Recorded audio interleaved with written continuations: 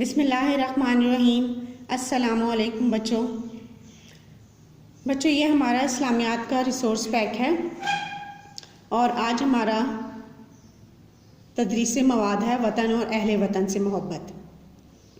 بچوں، وطن سے مراد وہ ملک ہے جس میں آدمی رہتا ہے۔ اہل وطن سے مراد اس کے ملک میں بسنے والے دوسرے تمام لوگ ہیں۔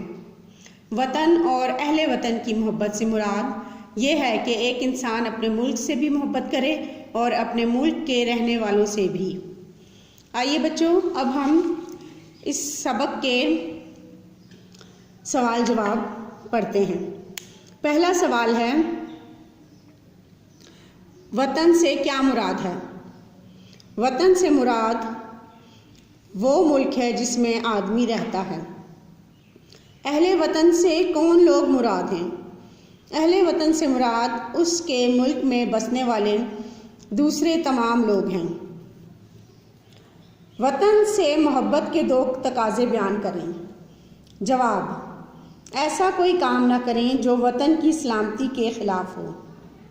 نمبر 2، اپنے وطن کو مضبوط اور مستحکم کرنے کے لیے امانت، دیانت اور شجاعت کا مظاہرہ کرنا چاہیے۔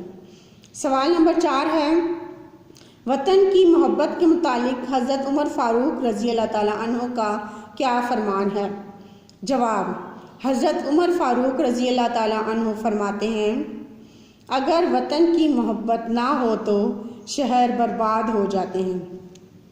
بچوں، یہ آپ نے دیکھے، یہ سوال جواب آپ نے اپنے اسلامیات کے ریسورس پیک پر لکھنے اور پڑھنے ہیں۔